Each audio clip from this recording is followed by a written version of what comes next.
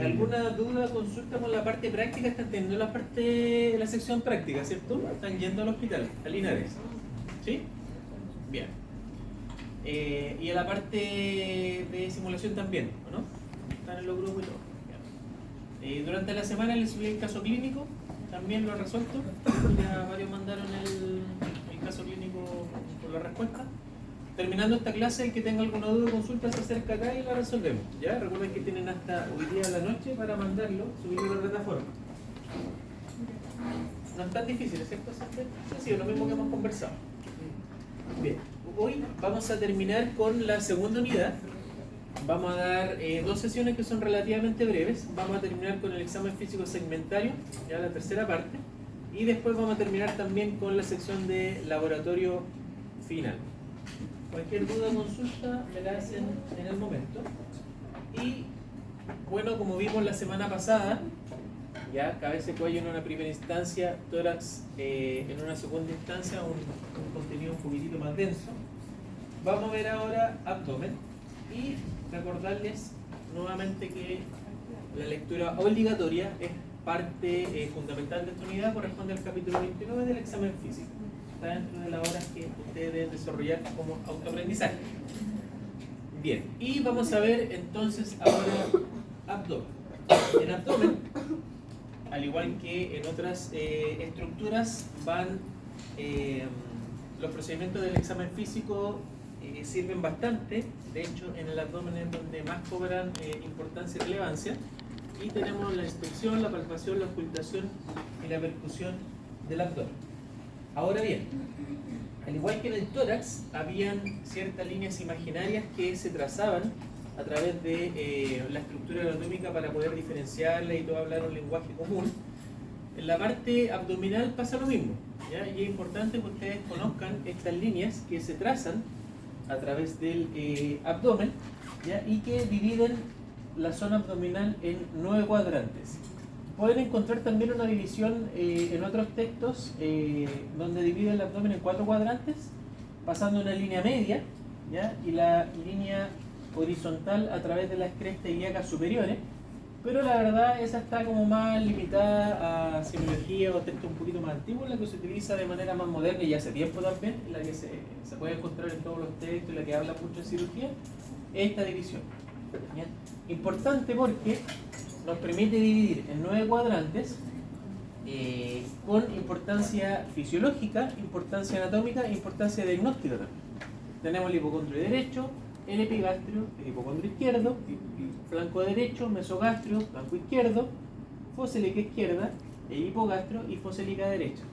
¿Y por qué es importante que conozcan ya esta nomenclatura? Porque así cuando uno habla de sintomatología del paciente, signología, también en base a lo llevo al examen físico, uno puede referir y expresar en la historia clínica, anamnesis próxima en este caso, el lugar correspondiente, ¿cierto? Si el paciente dice de manera coloquial que le duele aquí en la boca el estómago, ¿cierto? Y se agarra esta zona, uno podría decir que el paciente presenta un dolor epigástrico, ¿cierto?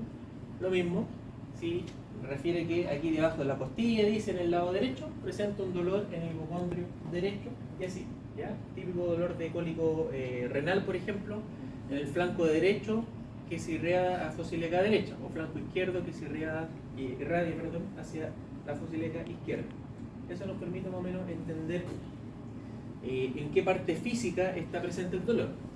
Y como les comentaba, tiene una especial relevancia con la parte anatómica, ¿ya? Recordemos que hay cierta estructura que se encuentran de manera anatómica en cierta zona. Bueno, hay de repente pacientes que pueden tener cierto grado de variación anatómica que no es tan raro la verdad, pero ocurre. También el dolor referido, que ya vamos a mencionar un poquitito ese contexto. Pero si lo homologamos al sitio anatómico con la división funcional, tenemos por ejemplo que en el hipocondrio derecho es más probable que sucedan problemas relacionados a la patología vesicular, hepática o del duodeno, ¿ya? Por un tema anatómico. A nivel epigástrico está el estómago, también la vesícula biliar. Podemos tener a nivel de los flancos los uréteres, ¿ya? Flanco izquierdo y flanco derecho. La zona colónica también, que transcurre en todo el abdomen, entonces básicamente en todo el abdomen puede generar dolor el intestino delgado principalmente en el mesogastrio y en el hipogastrio, la vejiga principalmente en el hipogastrio, ¿ya? La muy típica cistitis o infección urinaria baja en las mujeres que duele el hipogastrio, y la patología ginecológica también importante en la mujer, que se concentra en el hemiabdomen inferior, o sea, hipogastrio, fosa ilíaca izquierda o derecha. Y eso también es importante tenerlo claro porque nos permite definir a qué dolor puede corresponder, ¿cierto? Cuando, por ejemplo, una mujer en edad fértil consulta por trastornos menstruales y dolor en la fosa ilíaca izquierda, uno podría pensar que se trata de una patología ginecológica, ¿ya? Más que, por ejemplo, un dolor vesicular, ¿ya? En ese aspecto a eso me refiero. Lo mismo que si uno encuentra una masa, por ejemplo, a la palpación del examen físico en la fosa ilíaca derecha o en el flanco derecho, podría pensar de que si es mujer, que se trata de alguna patología ginecológica, o si es hombre, alguna patología renal, por ejemplo, o intestinal, ¿ya? Es poco probable que se trate de algo en el estómago si estamos palpando una masa en la zona inferior. ¿Ya? Y eso es importante tenerlo claro. Entonces, esa terminología no debe faltar cuando ustedes se refieran al dolor o algún hallazgo del examen físico en la zona abdominal. Importante. En la inspección, esto también es súper importante porque a veces se deja de lado, pero cobra especial relevancia en la parte semiológica, sobre todo cuando ustedes le preguntan al paciente por antecedentes de la anamnesis remota, que muchas veces se le olvida a los pacientes, no les describe, y ustedes van a examinarlo y le encuentran cicatrices, ¿ya? En la inspección, las cicatrices quirúrgicas son bastante importantes porque nos permiten de repente objetivar estos datos que el paciente se le fueron o de repente los mencionan y los podemos realmente objetivar, ¿ya? Si dice que fue operado, por ejemplo, de apendicitis, nosotros deberíamos encontrar y ver la cicatriz de la apendicitis, ¿ya? Podemos también tener lesiones no quirúrgicas, quemaduras, por ejemplo, traumatismo antiguo, eso también es importante describir, ¿ya? Manchas, lesiones tipo hernia que vamos a ver enseguida, aumentos de volumen, ya sea porque tiene alguna hernia, o porque tiene alguna masa o tumor, o porque es obeso, o porque tiene ascitis, y circulación colateral que tiene que ver principalmente con la capacitancia venosa que aumenta en la zona abdominal y se puede ver a simple vista. Entonces, acá hay una imagen en base a los hallazgos que nosotros podemos encontrar a la inspección del paciente. Ya la inspección bastante sencilla, es importante descubrir al paciente cuando nosotros le examinamos parte de la zona torácica, porque recordemos que el abdomen parte un poco más arriba, y lo mismo bajar un poco la ropa inferior para poder ver el abdomen en su totalidad, ¿ya? El paciente idealmente tiene que estar relajado, tendido, ¿cierto?, en decúbito supino. Si el paciente no tolera el decúbito supino, bueno, colocarlo lo más tolerable para el paciente posible. Quizás haya que semisentarlo, sentarlo un poquitito, pero idealmente examinar el abdomen de manera completa para tener un panorama bien completo de la parte de la inspección. Y aquí tenemos entonces algunas cicatrices que son típicas de ver en base a las cirugías que son posibles encontrar en estos pacientes, ¿ya? Por ejemplo, la cicatriz de Kocher es la típica que se puede ver en pacientes que fueron sometidos a una colecistectomía. ¿Ya? Colecistectomía es la operación de la vesícula, ¿ya? Se le saca la vesícula. Ahora es menos frecuente de ver, recordemos que ahora la mayoría de los pacientes con colelitiesis se utiliza la técnica laparoscópica, ¿ya? Que se colocan los trócares, que son 4 puntitos que usualmente van acá en el ombligo, y en esta zona entonces son puntitos mínimos, que eso también es secundario a la colecistectomía. Tenemos cicatrices medias, ¿cierto?, porque van en la línea media, supraumbilical, o infraumbilical, no tiene mucha ciencia si es sobre el ombligo o bajo el ombligo. Estas pueden obedecer también a cirugías de vesícula, ya cuando son alteraciones muy grandes o muchas veces los cirujanos, sobre todo más antiguos, sospechaban que podía haber algún tumor, alguna lesión, convertían esta cirugía, entonces hacían incisiones más grandes. Cuando hay antecedentes, por ejemplo, de extracción gástrica, algún tumor gástrico, gastrectomía, etcétera, dependiendo del contexto del paciente. Infraumbilical también, cuando hay tumores o lesiones a nivel uterino, ¿ya?, en las mujeres, ováricas en las mujeres, del colon también pueden haber lesiones infraumbilicales. La cicatriz de la apendicectomía clásicamente se ubica en entre la fosa ilíaca y el flanco derecho. la cicatriz de Pfannenstein. Esta también es muy típica, sobre todo ya que se empezó a popularizar después de los años 90, de las mujeres que son sometidas a cesárea, ¿ya? La mayoría de las mujeres tienen esta cicatriz. Cuando dicen que tienen cesárea anteriores, hay que buscar en esta zona. Y podemos también tener alguna cicatriz a nivel inguinal, un poco más abajo del abdomen, que si no se descubre bien el abdomen pueden pasar desapercibidas, por eso hay que buscarlas de manera dirigida, que tienen que ver con las hernias, ¿ya? Inguinal izquierda o inguinal derecha, una hernia inguinal que el paciente se sometió a una cirugía y se realiza la búsqueda y se encuentra ahí la incisión. Aquí tenemos algunos ejemplos también de qué otras cosas podemos encontrar. Básicamente aumento de volumen, hernias, ¿ya? La hernia corresponde a un aumento de volumen. En general se tiende siempre a relacionar el término hernia con algo abdominal. Pueden haber hernias, la verdad, en cualquier parte, ¿cierto? Cuando viene a haber una hernia a nivel cerebral, una hernia también cerebral, una hernia a nivel pulmonar, etc. Corresponde a un órgano que pierde su derecho a domicilio y sale de un lado a otro a una cavidad que no le corresponde estar, ¿ya? En este caso tenemos una hernia umbilical. Con un debilitamiento de la pared umbilical sale muchas veces grasa, epiplón o incluso intestino hacia esta zona y se ve con un aumento de volumen bien delimitado que ustedes lo pueden palpar. La mayoría de las veces es tejido adiposo, es grasita, se palpa blandito, aumenta con las maniobras de Valsalva, el paciente le piden que haga fuerza y como que se nota un poquitito más.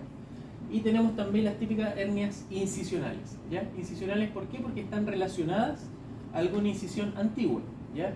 Infraumbilicales, supraumbilicales, en la zona inguinal también. Y básicamente lo que ocurre es que como la pared está debilitada por esta cicatriz antigua, ya pierde su funcionalidad de mantener ¿cómo se llama? La estructura bien asegurada, por decirlo así, se debilita, ¿ya? Y permite que tejido adiposo o intestino salga hacia afuera, ¿cierto? Y genere este aumento de volumen. Ya, acá hay hernias, la verdad que son bastante, bueno, aquí se ve bien voluminosa esta hernia, esta es una hernia incisional.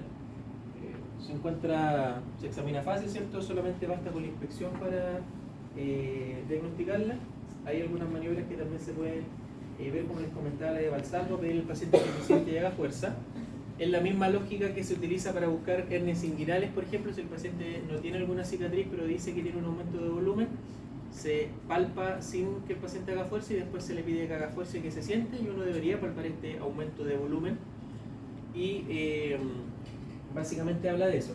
Ahora, aquí son pequeñas, de repente pueden encontrar grandes hernias. Hay pacientes que tienen prácticamente todo el aumento salido a través del saco herniario y son hernias que parecen pelota de básquet, bien grandes, ¿ya? Y no es raro que vean, ¿ya? Porque hay muchos, sobre todo pacientes adultos mayores, que tienen mujeres sobre todo que fueron sometidas a cesárea, ¿ya? A nivel infraumbilical. Entonces ha pasado mucho tiempo y tienen así una pelota de básquet.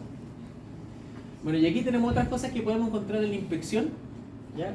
Tejido adiposo, muy frecuente de ver lamentablemente en Chile, ¿ya? Que esta típica barriga en delantal que cae cuando el paciente se coloca de pie y es bien voluminosa, que puede muchas veces confundir con algún tumor, con alguna lesión, y que también hace difícil muchas veces buscar masa, ¿ya? Tanto a nivel ecográfico, como vamos a ver enseguida, como también en la palpación. Cuando hay demasiada cantidad de tejido adiposo es difícil palpar los órganos que están dentro, ¿ya? O si es que presenta alguna masa o tumoración también es difícil palpar, incluso la hernia. Y eso también puede quedar consignado en la historia clínica. Cuando uno describe el examen físico, no es malo que de repente describan abdómenes así bien globulosos, pero por tejido adiposo, ¿ya? Porque eso habla de que el paciente tiene una obesidad, por lo menos en grado severo. Y aquí tenemos otro ejemplo también de un abdomen voluptuoso, ¿cierto? Abultado, a diferencia del anterior que era más claro que era tejido adiposo. Aquí tenemos otros hallazgos, como la presencia de una hernia a nivel umbilical. Si se fijan, hay circulación colateral, ¿ya? Hay un poco de estría acá también por el aumento de volumen que genera el estiramiento de la piel. Y esto lo más probable es que en el contexto clínico adecuado, ¿cierto? Conversando con el paciente, corresponda a una ascitis, ¿ya? Y eso también se ve mucho en los pacientes cirróticos. Vamos a ver enseguida el tema de ascitis porque es bien importante de ver, ¿ya? Ascitis corresponde al líquido libre intraabdominal. Si se fijan acá en la inspección, lo podemos diagnosticar. Una de las formas también de diferenciar la obesidad, porque también pueden pensar de que esto es ascitis, es que en general cuando el paciente obeso tiene grasita no solamente a nivel abdominal, sino también a nivel torácico, en los brazos, en las piernas, etc. O sea, es obeso más o menos de manera completa. En la CITI, cuando hay un abdomen distendido pero no por grasita, los pacientes en general no son obesos. Si se fijan, hay una distensión abdominal, pero los brazos son más bien delgados y las piernas también son delgadas y el tórax también. Eso en cuanto a la inspección, ¿ya? Importante entonces describir el abdomen, las cicatrices que tiene y si es que se ve o no alguna tumoración, ¿ya? Bien sencillo. Segundo paso, la auscultación. La auscultación, a diferencia de los otros pasos anteriores, aquí se recomienda realizarla antes de la percusión y de la palpación para no alterarla. ¿Ya? A mí se me enseñó así, la verdad es que en el WECH no se menciona de manera explícita, pero las recomendaciones siguen siendo las mismas, porque muchas veces la palpación, ya sea por alteraciones tipo dolor o que los pacientes también muchos son cosquillosos y les molesta un poco, puede generar aumento de los ruidos hidroaéreos y eso genera confusión, ¿ya? Entonces en general uno cuando examina el abdomen hace una inspección y después realiza la auscultación y después pasa a los pasos siguientes, ¿ya? Y a la auscultación básicamente lo que vamos a escuchar a través del cuerpo son los ruidos hidroaéreos, ¿ya? Los ruidos hidroaéreos son estos ruidos que son como de gorgorismo que se describen, ¿ya? Uno los puede ocultar fácilmente, se coloca el fonendo y se escucha lo mismo el abdomen y obedece al movimiento intestinal, ya las secreciones intestinales que van dentro del intestino, el movimiento de gases, el movimiento de deposiciones y de las sustancias que están en digestión, va a generar estos ruidos de como agüita pasando dentro de un tubo, ¿ya? Y uno lo puede ocultar de manera fisiológica y todas las personas normalmente tienen ruidos hidroaéreos. ¿Cuál es la importancia de esto? Que en algunas ocasiones pueden estar aumentados o pueden estar disminuidos. Disminuido la verdad es que es fácil encontrarlo porque ustedes van a ocultar a un paciente y lo más probable es que no escuchen nada, ya estén ausentes. Y eso habla principalmente de que no hay movimiento intestinal, porque si los ruidos son secundarios a esto, es porque no los hay. Y eso se conoce como ilio, ¿ya? El ilio es el nombre técnico que se le da a la ausencia de movimiento intestinal. Y también obedece a múltiples patologías. Pacientes, por ejemplo, postoperados, quedan muchas veces con un ilio reactivo, postquirúrgico, pero que después se resuelve, ¿ya? O trastornos electrolíticos también, ¿ya? Trastornos del potasio muy severos pueden generar ilio, que eso también es grave, o sea, no hay movimiento intestinal. O una obstrucción intestinal, ¿ya? A nivel, ¿cómo se llama? A nivel del intestino delgado distal o en el intestino grueso también puede generar un ilio, porque en una obstrucción intestinal completa, de manera inicial, el intestino como que lucha por poder superar la obstrucción, pero después, entre comillas, se cansa, como para que me entiendan, y deja de moverse. Y eso también genera una ausencia de ruido intestinal, ¿ya? Obviamente esto va también ligado al resto de signos y síntomas que presentan los pacientes. Y para definir aumentado, un ruido hidroaéreo aumentado, la verdad es difícil poder describirle la parte teórica cómo encontrar un ruido hidroaéreo aumentado. Hay que ocultar la verdad a varios abdómenes para saber qué es lo normal, qué es lo fisiológico, ¿ya? Pero en general se describe que hay ruido hidroaéreo aumentado en pacientes que tienen meteorismo aumentado, ¿ya? Meteorismo es este aumento del ruido hidroaéreo. Y en patologías como el colon irritable, el síndrome de Raynaud agudo, o sea, en cualquier condición que aumente la motilidad del peristaltismo intestinal, ¿ya? Infecciones principalmente abdominales, fármacos que de repente generan trastornos digestivos, pacientes que tienen alteraciones tipo mala absorción intestinal, como los celíacos, como los que tienen intolerancia a la lactosa y consumen estos productos, eso también genera, además de dolor, disconfort, dispepsia y otras alteraciones, aumento de los ruidos hidroaéreos, ¿ya? Es difícil explicar la parte teórica, pero en la práctica hay que ocultar bastante para saber si realmente están o no aumentados, ¿ya? Y eso en cuanto a los ruidos hidroaéreos a la ocultación. Es posible también a la ocultación, sobre todo en pacientes muy adultos mayores, muy delgados, a ocultar soplos, ¿ya? Y cuando son muy delgados y se oculta un soplo, en general no es patológico, ¿ya? Y ese soplo obedece al paso de la sangre a través de la aorta abdominal. Recordemos que en adultos mayores el proceso aterosclerótico, vamos a ver después, pero el proceso aterosclerótico está presente, entonces no es raro que a nivel de la aorta abdominal hayan placas de ateroma y cuando pasa la sangre por la aorta genera turbulencia y si son muy delgados se puede ocultar un soplo. En pacientes jóvenes delgados también en general no es patológico, pero cuando se sospecha alguna alteración relacionada a la parte circulatoria o renal y se oculta en un soplo abdominal, sobre todo si el paciente no es tan delgado o no tiene como condiciones así de enfermedad aterosclerótica, o sea, no es diabético, no es hipertenso, no fuma, etc. Ahí puede conducir alguna alteración patológica. Ahora, ¿por qué no lo coloqué en la diapositiva? Porque en general no tiene muy buena relación con la clínica. Ya de repente ocultar soplos puede ser un poquito más confundente, la verdad, más que sirva de algo. ¿Ya? Pero sí, de repente pueden ocultarlo, pero sí, en el contexto adecuado lo más probable es que sea esperable. ¿Ya? Percusión. Percusión, ¿cierto? Vimos que era golpear una zona del cuerpo para generar un ruido y con eso saber a qué nos estamos enfrentando. La percusión del abdomen en general se describe como un ruido sonoro, ¿ya? Y está dada principalmente por el aire contenido dentro del intestino, el intestino delgado y el intestino grueso. Recordemos el intestino grueso, cruza todo el abdomen, entonces al percutir el abdomen es posible encontrar sonoridad en prácticamente los 9 cuadrantes. Sin embargo, podemos tener algunos detalles que también son fisiológicos, como un ruido timpánico, ¿ya? Que se encuentra normalmente a nivel de la cámara gástrica, ¿ya? Que es un poquitito más sonoro que el ruido sonoro, valga la redundancia, de la zona abdominal. Es como percutir un globo, ¿ya? Está como ese sonorido. Y la matidez, que habla algo más sólido, en este caso en el espacio intercostal e hipocondrio derecho, que habla de la matidez hepática, ¿ya? Acá está dibujada que la matidez hepática se puede encontrar en el reborde del cuarto quinto espacio intercostal hasta mover unos 2, máximo 3 centímetros bajo la línea costal derecha. Y todo eso corresponde a la matidez hepática, que eso es fisiológico. Si esta matidez se extiende, o sea, tenemos una matidez, por ejemplo, 5 centímetros bajo el reborde costal, podemos decir que el paciente lo más probable es que tenga un aumento del tamaño hepático. Lo podemos comprobar palpando el hígado, lo vamos a ver enseguida. Pero también podemos tener alteraciones tipo matidez, por ejemplo, hacer también la percusión y resulta que a nivel de mi abdomen inferior nosotros encontramos mate y no suena sonoro, ¿ya?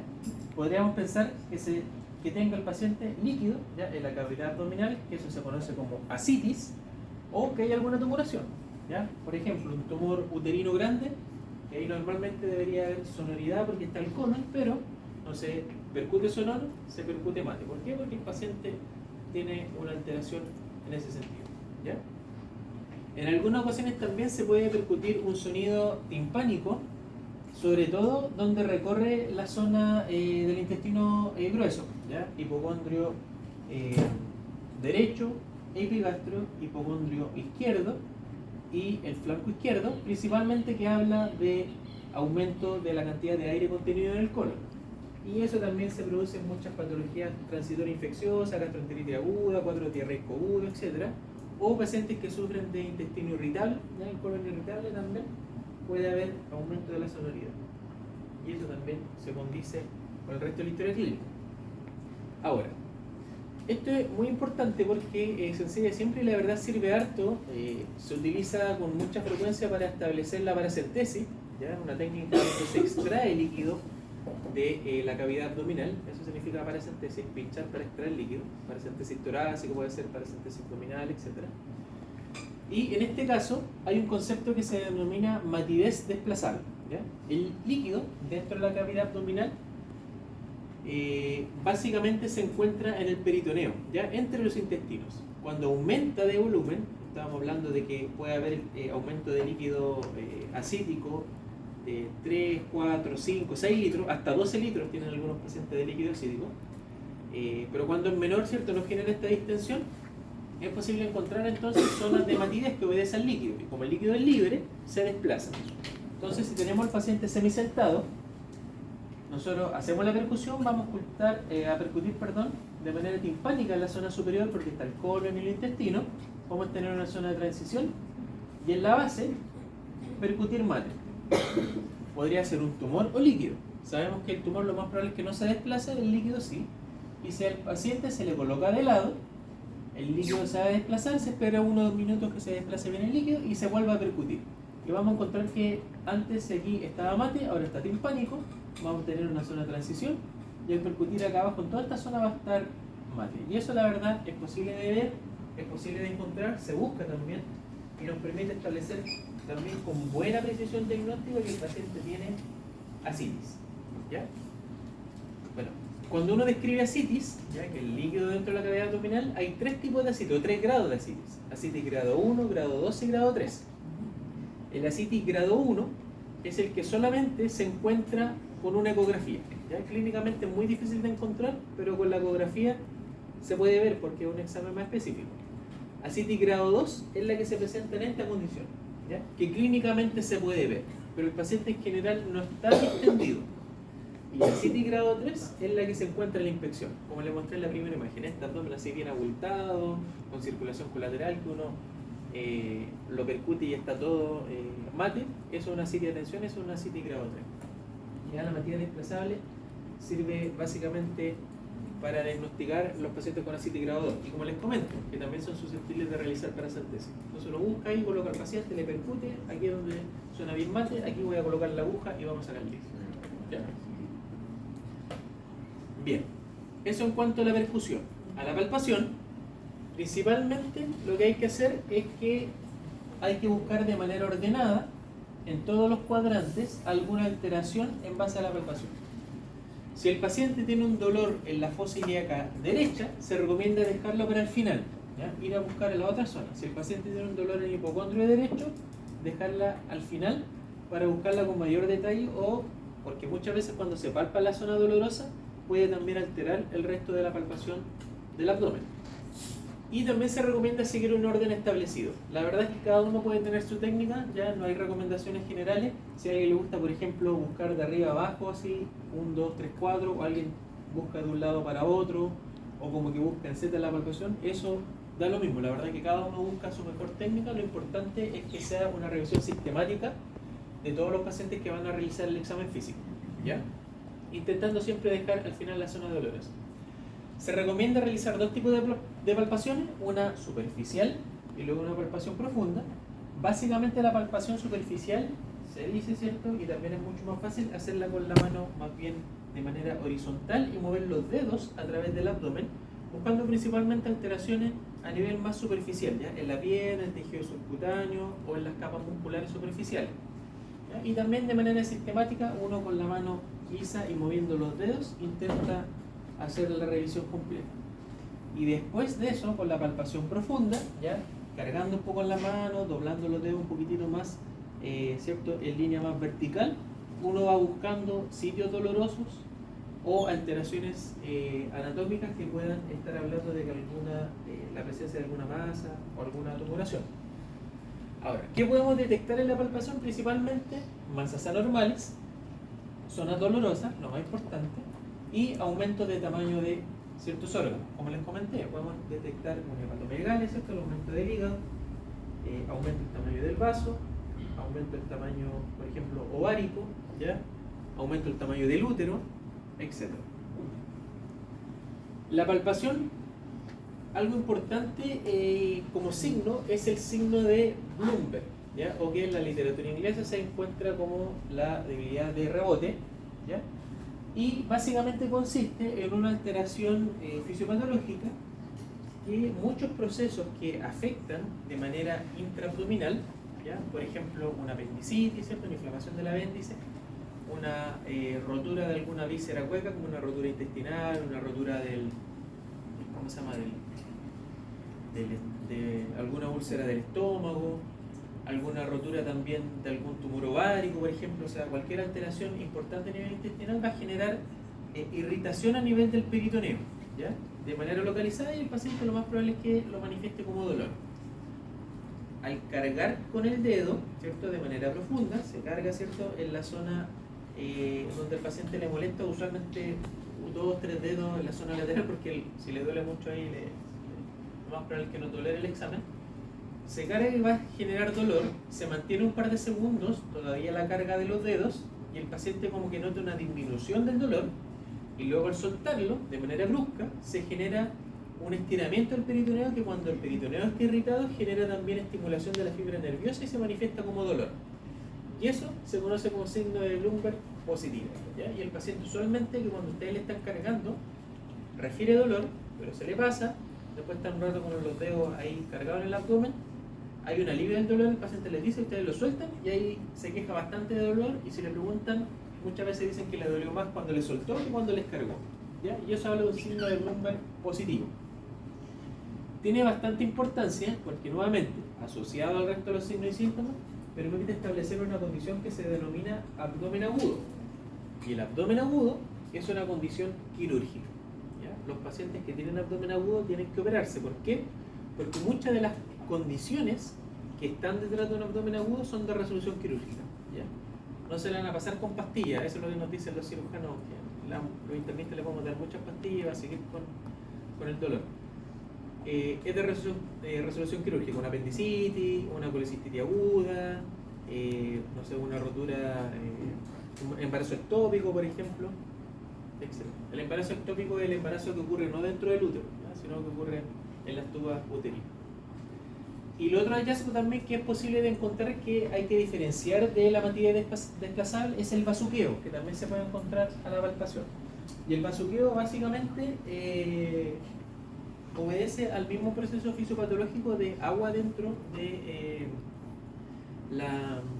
del abdomen, ¿ya? A nivel asítico, y que cuando ustedes mueven el paciente es posible de sentir como los golpes de una ola, igual que una ola dentro del abdomen, ¿ya? Es como un bazuqueo, como una botella que está medio llena y ustedes la mueven y se mueve dentro del abdomen. Es posible de encontrar cuando hay ascitis y también es posible de encontrar cuando hay obstrucción a nivel pilórica, ¿ya? El estómago se empieza a distendir, se empieza a llenar, no es posible, no permite, ¿cierto?, la obstrucción pilórica que el estómago se vacíe, entonces queda constantemente con retención gástrica y al mover el paciente también se puede palpar esta como distensión, o sea, como contenido de líquido, ¿ya? El bazuqueo, recordemos, es un hallazgo al examen físico, ¿ya? No es que el paciente, y de repente hay algunos pacientes que dicen que cuando se mueven sienten algo dentro, ¿ya? Eso no es bazuqueo, el bazuqueo es el hallazgo del examen físico, ¿ya? Otra cosa importante, la palpación del vaso, ¿ya? Normalmente los órganos que se pueden palpar al examen físico de manera normal, ¿cierto?, sin alteraciones, son el hígado, que se palpa 2 o 3 centímetros bajo el reborde costal. Cuando supera esa palpación, podemos hablar de que el hígado está aumentado de tamaño, ¿ya? Los riñones con una técnica más bien específica, pero que no se lo recomiendo porque la mayoría de los pacientes tienen un tejido adiposo bastante abundante, entonces está descrito que en los pacientes con sobrepeso o obesidad, la palpación del riñón no tiene mucha importancia, también puede llevar para los desvíos, pero lo que sí es importante es la palpación del vaso, ¿ya? Normalmente el vaso está por el lado izquierdo, digo normalmente porque siempre hay alteraciones, y cuando ustedes examinan a un paciente hay que hacerlo por el lado derecho, que lo vimos en la primera clase. La palpación del vaso se recomienda por el lado izquierdo, o sea, se da la vuelta, se le pide al paciente que se lo coloque de lado, que expire de manera profunda y con una mano bajo el reborde costal se intente buscar el vaso. Normalmente no es palpable, ¿ya? El vaso no mide más allá de 8 a 10 centímetros. En pacientes con sobrepeso y obesidad, si el vaso está de tamaño normal, no se va a encontrar, aunque ustedes lo busquen mucho. Y en pacientes delgados también es muy difícil lograrlo encontrar. Pueden encontrar una como resistencia cuando el paciente después de la expiración inspire, porque el vaso va a bajar y ahí lo van a topar con la mano. Pero normalmente no debería ser hallado. Si se palpa el vaso, habla de que está aumentado de tamaño. Hay algunos pacientes que tienen un gran aumento de tamaño del vaso y eso puede hablar de distintas patologías. ¿A alguien se le ocurre por qué puede estar aumentado el tamaño del vaso? En palabras técnicas, el aumento del tamaño del vaso se denomina esplenomegalia, ¿ya? ¿Por qué puede aumentar el tamaño del vaso? Primero, ¿qué hace el vaso? ¿Cuál es la función fisiológica del vaso? Bien, maduración de los linfocitos y recambio del sistema retículo endotelial, que tiene que ver con la eliminación de las plaquetas, la eliminación de los linfocitos que están más viejos, la eliminación de los eritrocitos viejos también, ¿cierto? Esa es como la función del vaso.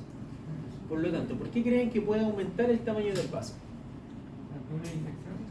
Bien, puede, efectivamente, infecciones de manera transitoria puede aumentar. Cuando hay infecciones crónicas también puede aumentar y se puede palpar, ¿ya? Y eso también con una condición clínica adecuada también nos puede dar una esplenomegalia. ¿En qué otra condición?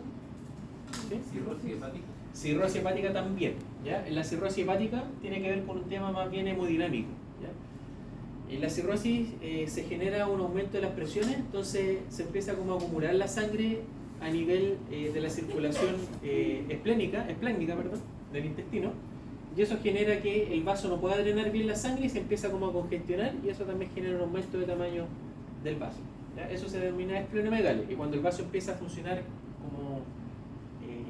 como aumentar su función, se denomina hiperesplenismo, que no es lo mismo. ¿Y en qué otra condición más importante puede haber aumento del tamaño del vaso? Y que nos puede hacer sospechar de algo bien malo, la verdad.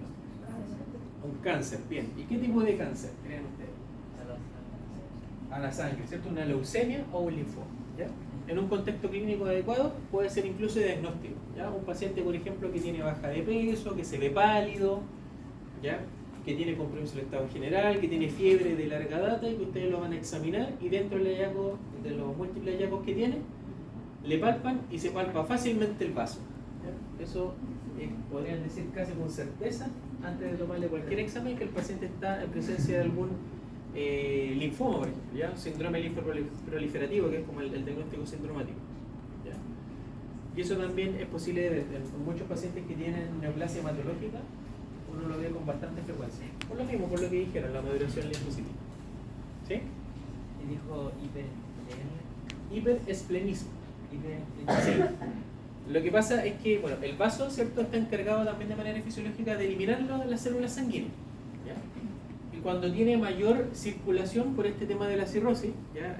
Hay más sangre dando vuelta en el vaso, aumenta la función del sistema retículo endotelial que se encarga de eliminar estas células. Entonces son eliminadas de manera más rápida. ¿Ya? Hay como una hiperfunción del vaso. Y eso genera que disminuyan las plaquetas, que disminuyan los glóbulos rojos, los pacientes con cirrosis, que es donde más se da el hiperesplenismo. Y eso puede dar o no con el vaso grande. ¿Ya? Esa es como la diferencia. Y para terminar, entonces, en el examen físico de abdomen, el tacto rectal. ¿Ya? El famoso y no bien ponderado tacto rectal debe estar presente siempre, ¿ya? Y esto es pregunta como de CO, incluso de una COM y de internado. ¿Ya? Hay algunos que han caído por esta condición. Cuando hay historia de sangrado digestivo, cuando hay sospecha de enfermedad rectal, cuando hay sospecha de fecaloma y en patología prostática, que la mayoría de la gente conoce. ¿Ya? ¿Por qué una historia de sangrado digestivo? Porque el paciente, les comento una historia que es muy sospechosa de melena, por ejemplo. Ya dice que tiene deposiciones pastosas, oscuras, como alquitrán de mal olor. Lo que hay que hacer es ir a objetivarlo, ¿ya? Y muchas veces es posible encontrar deposiciones melénicas en la ampolla rectal y con el tacto rectal ustedes la objetivan, ¿ya? O sea, cuando tenemos historia de sangrado digestivo, el paciente refirió hematemesis, melena, rectorragia, etc., ir a buscarla de manera dirigida. Sospecha también de enfermedad rectal, ¿ya? Sobre todo si el paciente tolera el tacto rectal cuando sospechamos que tiene un cáncer de recto, por ejemplo. ¿Ya? Hay muchos cánceres de recto que se pueden palpar y se pueden encontrar a la palpación y al examen físico. ¿Ya? Cuando sospechamos que hay enfermedad hemorroidal, ¿ya?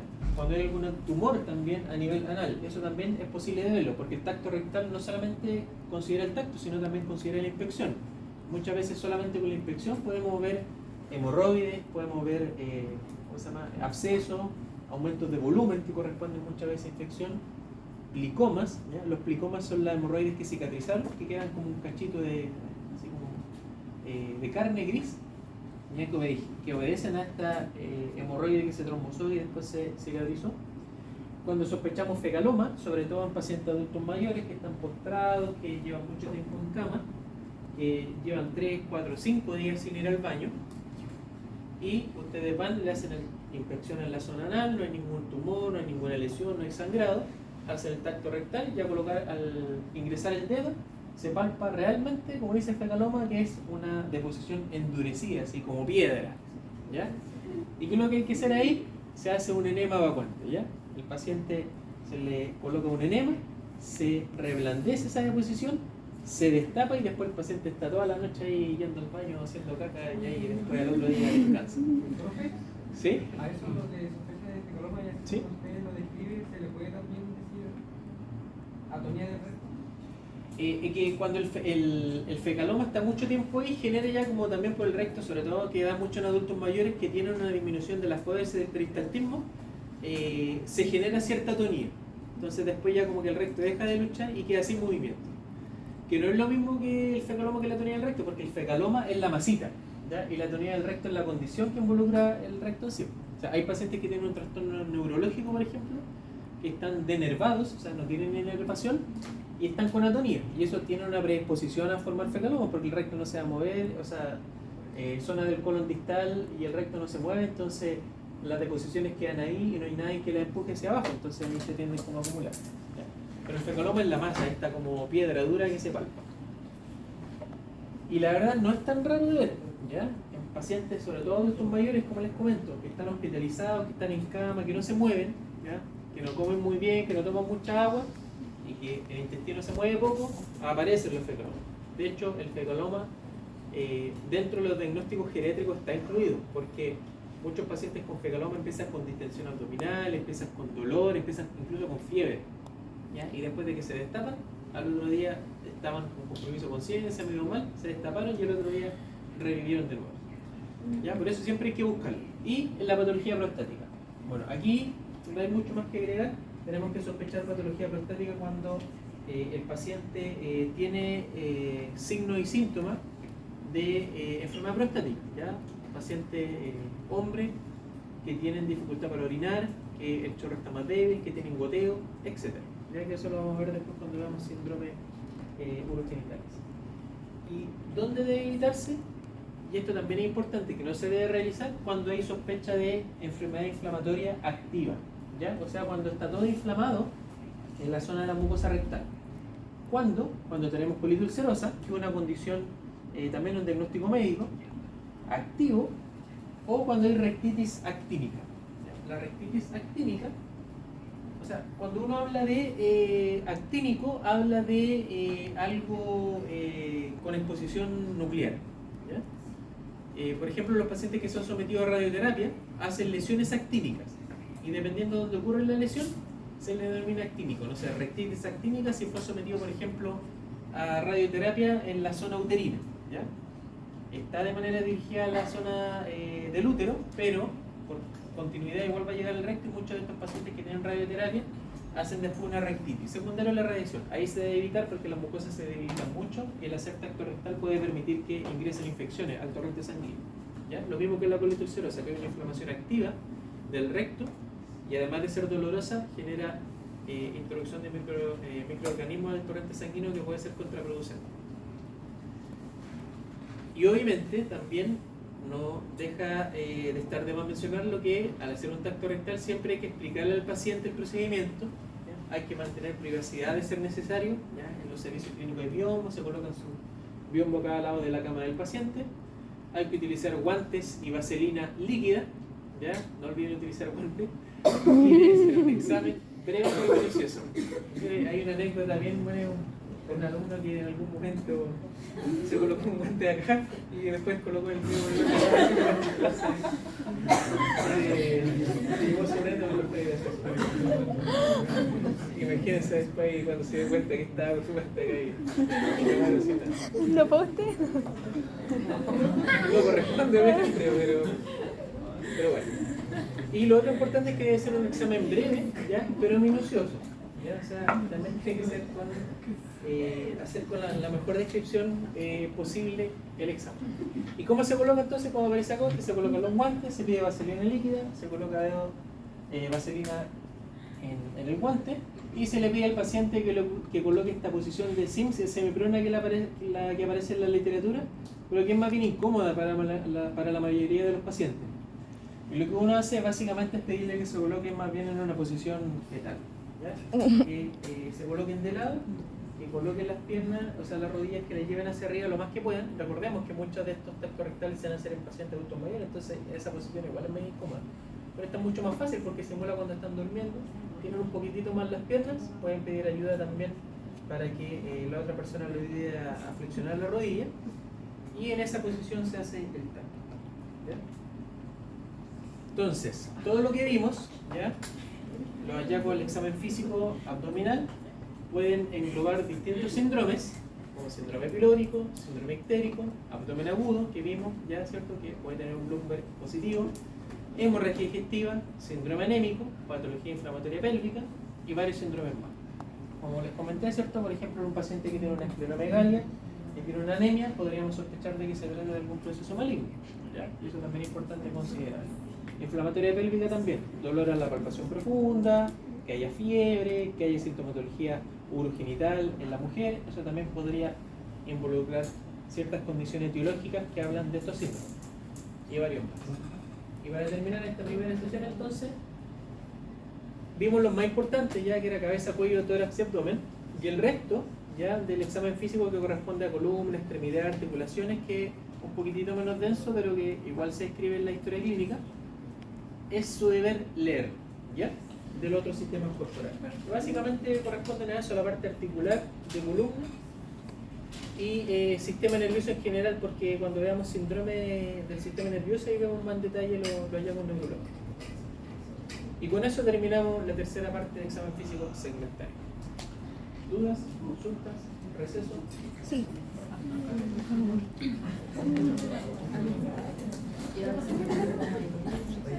Bien. Entonces...